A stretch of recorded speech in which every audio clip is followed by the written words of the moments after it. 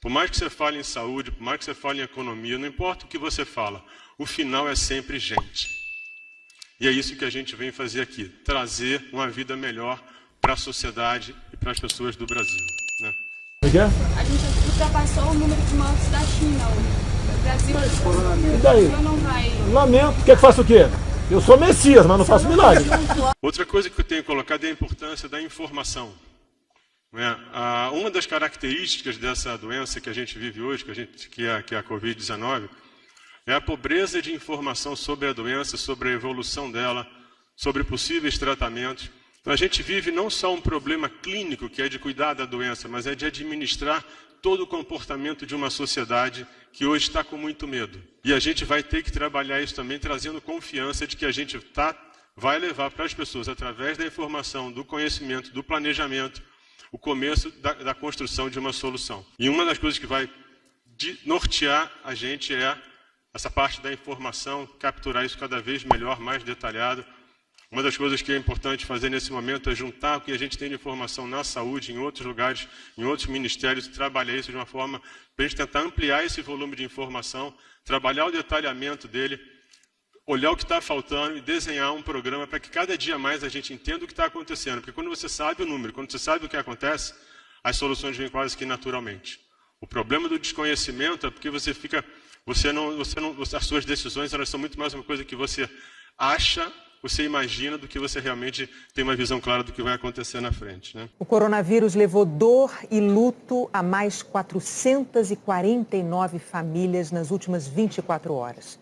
O Ministério da Saúde confirmou que 5.466 brasileiros morreram por terem contraído a Covid-19. E uma coisa que eu percebia na empresa é a necessidade de você também formar times, que é de você trazer as pessoas certas para os problemas certos.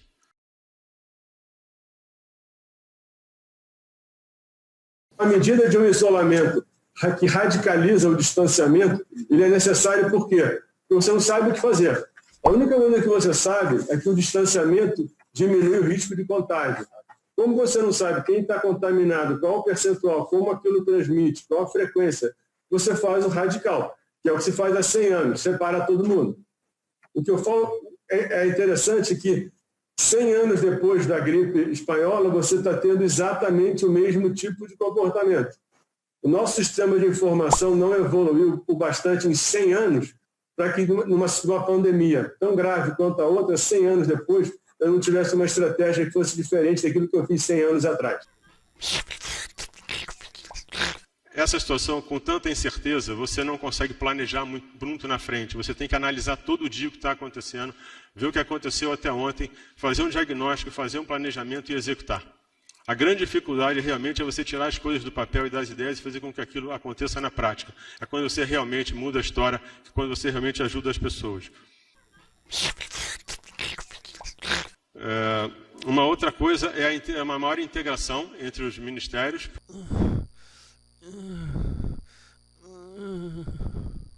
E daí? E daí? E daí?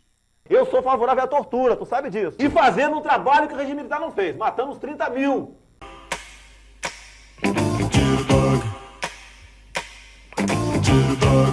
E daí que o ministro da Saúde tenha se demonstrado o tamanho despreparo cada vez que ele abre a boca para falar alguma coisa? E daí se esse ministro, mesmo depois de 15 dias, e ele tendo falado que a prioridade dele era a informação, ele não aumentou suficientemente o número de testes que precisam ser feitos para que a gente possa finalmente saber o número exato da doença e saber como agir? E daí se um ministro da Saúde é tutelado hoje por um general e não toma nenhum passo sem que o general tenha dado ordens para ele? Para que serve o ministro? Eu soube recentemente pelo canal Meteoro, daqui de Curitiba, que houve uma epidemia de meningite aqui no Brasil e a ditadura militar escondeu. É para isso que nós temos um militar? Sim, porque o militar está num lugar totalmente errado, uma vez que precisamos de profissionais bem mais qualificados, e daí que esse governo predominantemente de militares acostumados a dar golpes, mentir e desviar recursos, esses militares estejam novamente escondendo os números reais da Covid-19. E daí que nós tenhamos um número muito superior aos números oficiais brasileiros. Ah, você duvida que os números estão errados? Você não acha nada estranho que de repente os Estados Unidos, que tinha 4% de desemprego, de repente esteja com 35% de desemprego, e o mesmo Brasil, que tinha 12% de desemprego, continua depois da Covid com os mesmos 12%? Você não acha estranho? Se você ainda não percebeu esse tipo de estatística e que os meios de comunicação estão trabalhando em favor de manter Jair Bolsonaro e toda essa zona que se transformou o Brasil, então você está dormindo. Pegue o seu ticket, peça o dinheiro de volta e pegue o seu cérebro logo depois que passar esse período noturno, esse período tenebroso da história brasileira. Então o que eu quero dizer para vocês é alertá-los dos números que certamente hoje são os números maiores de vários países que nem sequer vão sonhar em ter o acesso a esses números. Porque provavelmente o Brasil vai se tornar o campeão da proliferação dessa doença e nós vamos sofrer na primeira onda, na segunda onda, na terceira onda, na quarta onda e muito provavelmente a segunda, terceira, quarta e quinta onda, quem vai provocar isso é o Brasil, que vai se tornar o campeão mundial. Pelo menos alguma coisa o Brasil tinha que ser campeão mundial, não é verdade? O Brasil, se a gente for querer analisar em números absolutos de países que mais testam no mundo, nós vamos encontrar o Brasil aqui, ó, lá embaixo, como sendo o país que tem hoje, diferente do que estava quando Mandetta, porque Mandetta estava testando 289 por milhão, agora nós temos um teste de 1.597 por milhão, o que não significa muita coisa, porque de 200 países nós estamos em 21º lugar. Portanto, somos um dos países que menos testam no mundo. Todo mundo dizia que o percentual de contaminação para essa doença seria de 0,002. No entanto, o Brasil está em 0,0393 e subindo cada vez mais. Que mais morre pessoas no mundo, porque obviamente nós temos uma das maiores populações. Nós estamos em 10º lugar dentro do mundo. Mas isso porque no Brasil temos um caso de subnotificação absurdamente elevada. Eu cliquei aqui na planilha do Brasil para que nós possamos acompanhar desde quando que o Brasil está acompanhando os contaminados pela Covid-19, que é desde o dia 15/2, e aí nós temos aí todas as notificações. A partir daqui nós temos tantos mortos por dia. E hoje digo no dia 29, a última atualização onde foi feita essa planilha, nós temos 838 pessoas em um dia de mortandade. No dia anterior, 520. No dia anterior, 272. Portanto, nós estamos dobrando, nós estamos passando a 300, 200 mortos a mais por dia hoje no Brasil. Muito provavelmente, quando chegarmos na sexta-feira que vem, nós estaremos com 2.000 mortes ao dia no Brasil. Então, essa história de que já está acabando a Covid, já vai acabar, não. Nós estamos apenas começando. Esse gráfico que eu estou aqui mostrando para vocês é o gráfico do número de mortes, por exemplo. Então ele começa 1, 2, 3, 4, 5, 10, 200.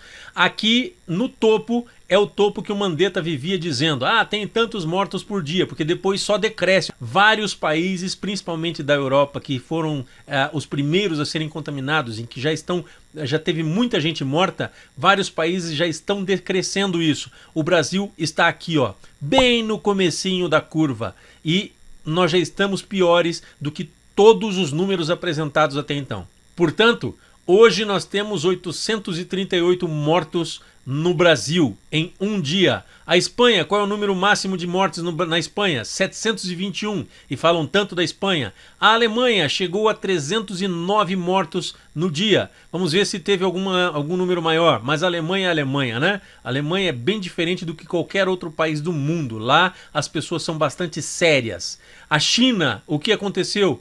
Esse número aqui foi um número que eles perderam. Eles passaram vários meses sem contabilizar pessoas e daí de repente jogaram 1.290 mortos. Não estamos nesse... A China não chegou a isso por dia. A China chegou ao número máximo de 903 mortos em um dia. Se você puder observar aqui, você vai verificar que o topo deles foi o 903. Hoje nós temos a França, que tem 716 mortos ao dia. Temos a Itália, 608 mortos ao dia. Os Estados Unidos, 4.590 mortos ao dia. O Brasil tem uma população inferior à população dos Estados Unidos e por esse motivo está menor aqui numericamente. Mas, como volto a dizer, tudo está subnotificado aqui, como nós vamos enxergar na próxima planilha. Essa é a planilha que eu apresentei a vocês no vídeo passado, mas eu vou encolher aqui, vou sumir com alguns dados porque não nos interessa ver mais hoje. Não estou explicando mais de onde vêm esses KPIs, né? E aí nós temos então a seguinte situação. De acordo com a subnotificação, levando-se em consideração como se não houvesse nenhuma subnotificação, o Brasil hoje teria 5.901 mortes e teríamos 8.318 pessoas em estado grave, 14.219 pessoas. Por esse motivo, a gente vê que com essa taxa de ocupação, com essa quantidade de mortos, os hospitais do SUS, que são esses em azul, ainda não estão em taxa total de ocupação, portanto, estão sendo utilizados 56,27% e os hospitais particulares em uma taxa de ocupação de 13,21%. Obviamente que você já sabe que essa não é a taxa de ocupação que estão acontecendo nos hospitais, porque os meios de comunicação já estavam dizendo há uma semana atrás que os hospitais já estavam em 95% de ocupação. No entanto, hoje os meios de comunicação alteraram seus números para tentar dar um apoiozinho, uma ajuda ao Bolsonaro. Eu fiz um teste e disse, no mínimo, que nós teríamos que estar em 8 vezes o número de contaminações oficiais do governo. Se nós colocarmos 8 vezes aqui, significa dizer que nós temos 47 mil pessoas mortas e nós temos 66.544 pessoas que estão utilizando em estado grave. 113.752 estaríamos morrendo hoje, um total de 4 pessoas por falta de atendimento. Uma pessoa dentro do hospital, ou melhor, 0,06 pessoas dentro dos hospitais particulares e 3,5 dentro do SUS, o que resultaria em 810 mortes em hospitais particulares e 39.456 mortes ou possíveis mortes, porque pode ser que a pessoa se recupere mesmo não estando na UTI devido à capacidade dos médicos, né? Então nós temos aqui 39 mil, totalizando um total de 40.265. Por esse motivo, não dá para eu colocar um aqui, porque não aparece nenhuma pessoa maltratada. No entanto, nós estamos com 5 mil mortos aqui. Não é possível. Só que os meios de comunicação do Brasil já estão falando em 1.000%, 6.000%, 8.000% em estado, o que significa dizer que a média nacional é de subnotificação em torno de 1.500%. Isso é a média nacional. Os Estados Unidos e qualquer outro país da Europa estão dizendo que nós estamos acima de 1.500%. Para que você possa ter uma ideia, quando eu pego 1.000% e divido por 100, porque é 1.000%, divido por 100, eu vou ter 10 vezes o número de notificações oficiais. Então é com esse número que eu vou trabalhar. Quando eu coloco 10 aqui, eu percebo que hoje nós estaríamos com 59 mil pessoas mortas e 83 mil pessoas dentro do SUS, com taxa de ocupação do SUS em 462,68% superior à capacidade das UTIs dos hospitais. Portanto, essas pessoas aqui estariam sem atendimento médico em UTI, se precisassem ir para respiradores, e 32% dentro dos planos de saúde, o que significa dizer que teriam o potencial de morrer aqui 4.598 de planos de saúde e 52.137 pessoas dentro do SUS. O total de mortos, então vocês percebem que o SUS está ganhando disparadamente no total de mortos, que aqui no meu cálculo é de 56.734. O número de mortos aqui é maior porque eu desconto aqui uma possibilidade de cura que está havendo, já levei em consideração a cura. Só que aqui eles estão dando os números oficiais, portanto, esses números que eu estou calculando estão muito próximos dos oficiais. Não temos menos do que 60 mil mortos no Brasil. Não estamos falando de um país qualquer, nós estamos falando de um campeão mundial em mortes, em número de mortes oficiais e em número de mortes em relação à população brasileira. E certamente nós vamos infestar o mundo com as várias seguidas ondas que vão acontecer pelo mundo afora. Bom, com os números oficiais, esse seria o gráfico comparando com os países. Veja que legal os números oficiais, tudo bonitinho. Apesar do Brasil estar despontando e apontando para cima, como todos os outros estão nivelando, o Brasil ainda está lindo, maravilhoso, né? Certamente, se colocassem 10 vezes o número de mortos, nós estaríamos aqui hoje ultrapassando os Estados Unidos da América em número de mortes e nós já teríamos passado todos esses países que estão enumerados aqui. E é por esse motivo que eles mentem. Esse número está majorado em 10 vezes o número oficial. Esse é o gráfico em escala logarítmica. Se nós fôssemos analisar esse gráfico em escala linear, ele fica ainda mais gritante, como é esse caso aqui. Veja o Brasil, o que está acontecendo com ele. Ele ultrapassa e rumo ao céu. Os Estados Unidos estão em inclinação constante, ou seja, eles estão trabalhando, não estão fazendo bobeira lá não. Lá tem um presidente, apesar de ser tão delinquente quanto o delinquente daqui, tem um presidente que leva a sério a sua população. Porque ele foi eleito e ele sabe que ele depende de votos, diferente do presidente brasileiro, que infelizmente não precisa da população brasileira. Olha que legal o gráfico de contaminados no Brasil.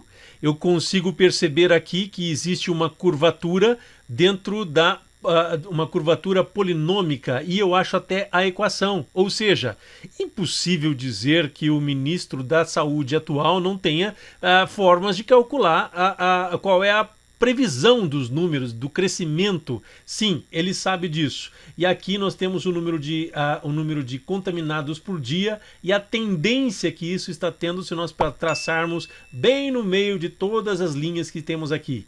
Olha, essa é o número de contaminados. Veja o número de mortes. O número de mortes, senhores, a curva polinomial já está atingindo uma curva exponencial. E você vê aqui que no dia 28, 520 mortes e depois 838 mortes. Não resta a menor sombra de dúvida que, de acordo com esta equação que nós temos aqui do desenvolvimento, que mostra como será o crescimento da doença, não resta a menor dúvida que na outra semana nós teremos 2.000 mortes por dia. E esses números aqui, esse gráfico aqui, é o gráfico oficial, não tem nada de majorado aqui não. Esses dois gráficos que eu mostrei anteriormente, esse de contaminações e esse que é o gráfico de mortes, não tem nada majorado aqui. São só os números apresentados oficialmente. O Ministério da Saúde hoje diz que o Brasil tem 65.411 respiradores.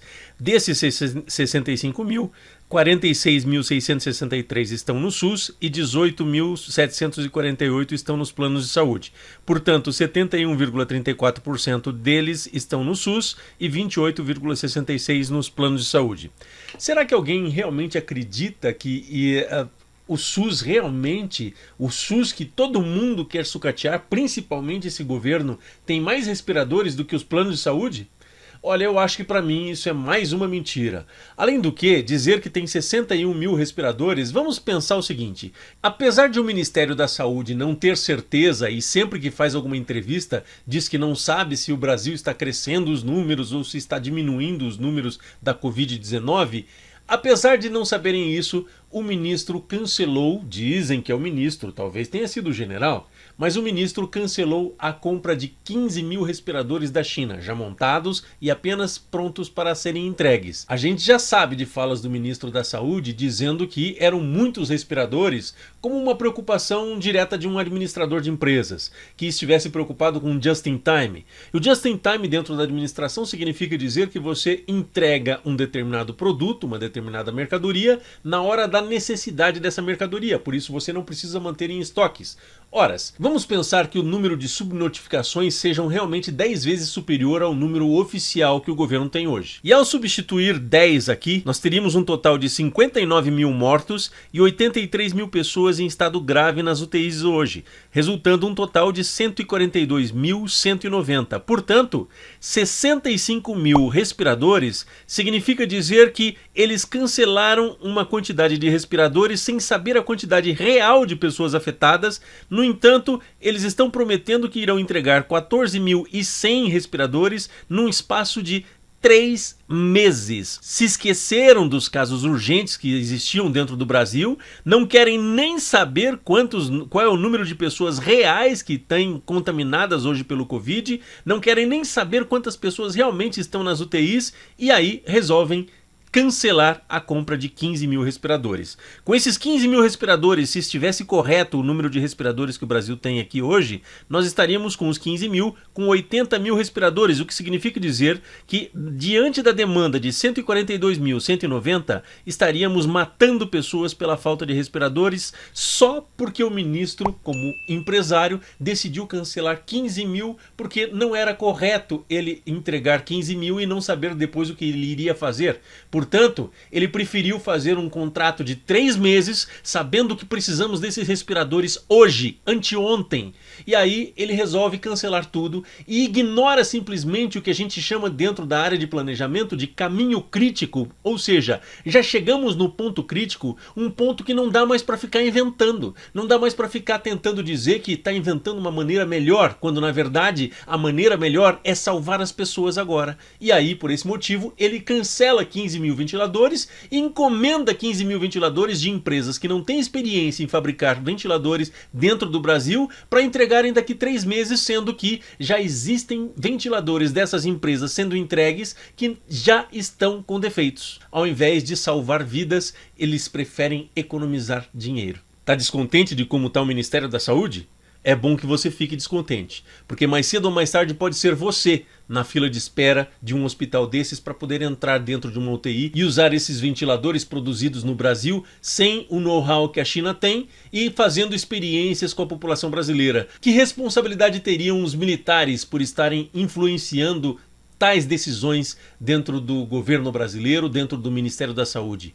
Que responsabilidade teria esse ministro da Saúde, porque a gente não sabe quem que manda dentro desse ministério? Que responsabilidade teria Jair Bolsonaro por sabotar a compra, justamente quando precisamos do governo federal para organizar e para fazer as compras devidas para que nós sejamos abastecidos de EPIs, para que nós sejamos abastecidos de equipamentos suficientes, para que nós possamos salvar cada vez mais vidas dentro do Brasil?